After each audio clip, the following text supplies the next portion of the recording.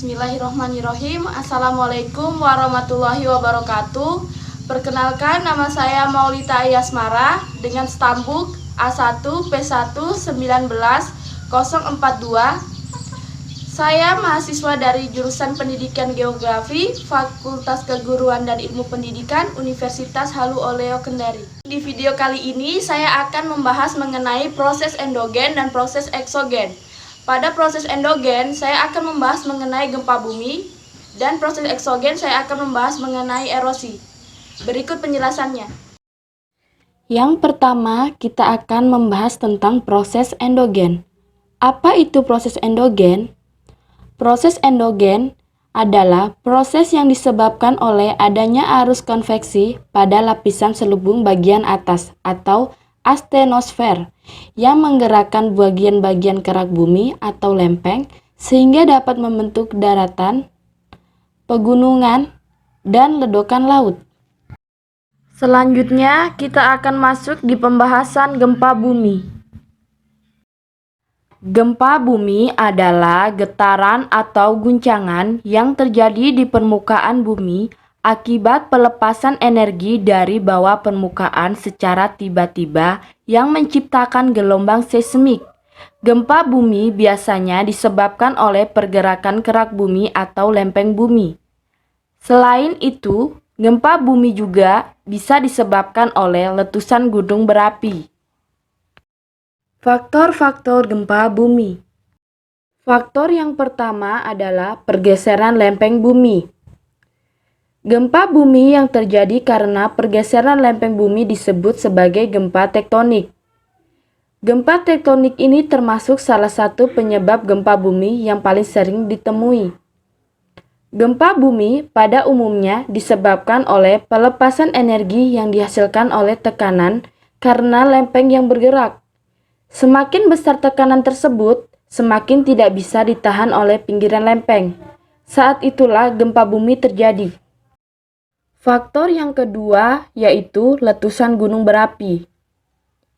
Gempa bumi juga biasa terjadi karena adanya aktivitas pergerakan magma di dalam gunung berapi.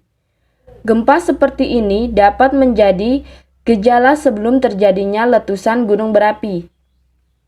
Gempa yang disebabkan oleh letusan gunung berapi ini disebut sebagai gempa vulkanik. Tetapi, intensitas dari gempa yang disebabkan oleh gunung berapi terhitung relatif ringan dan jangkauan yang terbatas. Faktor yang ketiga yaitu kejadian alam seperti tanah longsor. Fenomena alam seperti tanah longsor, goa yang runtuh, dan sebagainya juga bisa menyebabkan gempa bumi. Gempa yang disebabkan oleh faktor ini biasanya hanya berdampak kecil dan wilayah cakupannya sempit. Gempa ini biasa disebut gempa runtuhan atau terban. Faktor yang keempat yaitu faktor non-alam. Campur tangan manusia juga ternyata bisa menyebabkan terjadinya gempa bumi. Gempa yang disebabkan oleh manusia biasa dinamakan seismisitas terinduksi. Misalnya saja dengan menguji coba peledak berkekuatan tinggi seperti bom atom atau hulu ledak hidrogen, juga bisa memicu gempa bumi, atau misalnya penambangan yang berlebih dan tidak terkontrol juga bisa merusak kontur alam lempeng bumi dan membuat rentan terhadap pergeseran. Jenis-jenis gempa bumi. Yang pertama, gempa bumi tektonik. Aktivitas tektonik menyebabkan pergerakan lempeng-lempeng benua maupun samudera.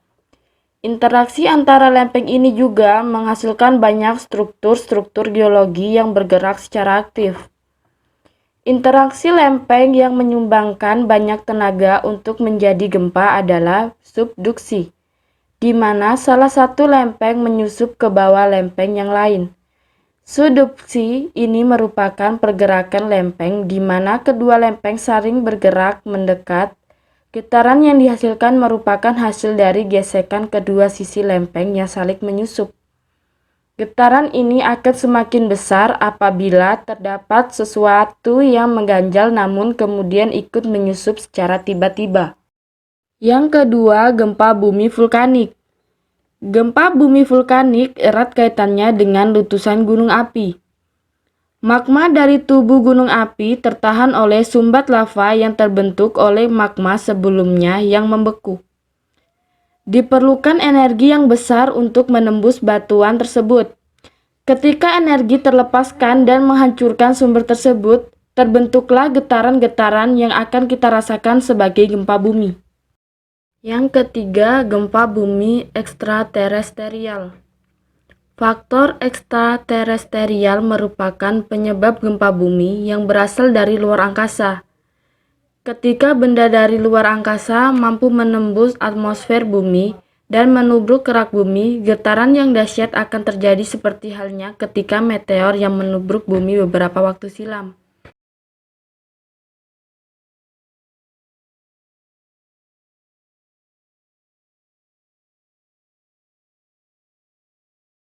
Yang kedua, kita akan membahas tentang proses eksogen.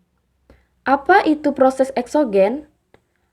Proses eksogen adalah proses perubahan permukaan bumi oleh tenaga geomorfologi, yaitu semua tenaga alami dari luar bumi yang mampu mengikis dan mengangkut material permukaan bumi. Selanjutnya, kita akan masuk di pembahasan erosi. Faktor-faktor yang mengakibatkan terjadinya erosi. Erosi merupakan peristiwa pengikisan tanah oleh air, angin, atau es. Penyebab alami erosi adalah karakteristik dan intensitas curah hujan, kemiringan lereng, vegetasi, serta kemampuan tanah untuk menyerap dan melepas air. Jenis-jenis erosi. Yang pertama, erosi oleh air. Pada dasarnya, air merupakan faktor utama penyebab erosi, seperti aliran sungai yang deras. Makin cepat air yang mengalir, makin cepat benda yang dapat terkikis. Pasir halus dapat bergerak dengan kecepatan 13,5 km per jam, yang merupakan kecepatan erosi yang kritis. Air sungai dapat mengikis tepi sungai. Yang kedua, erosi oleh gelombang.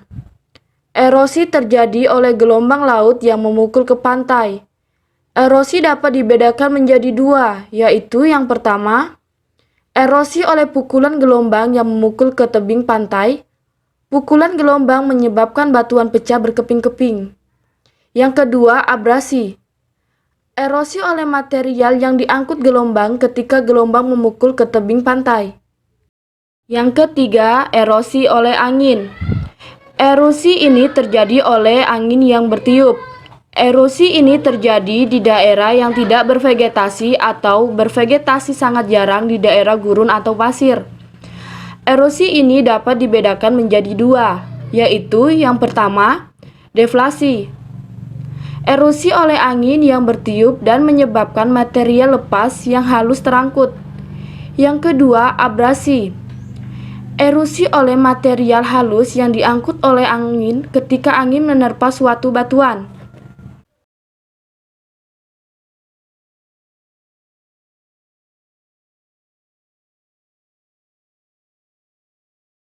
Baik, itulah tadi penjelasan dari saya. Semoga bermanfaat. Saya akhiri. Wabillahi taufiq wal hidayah. Wassalamualaikum warahmatullahi wabarakatuh.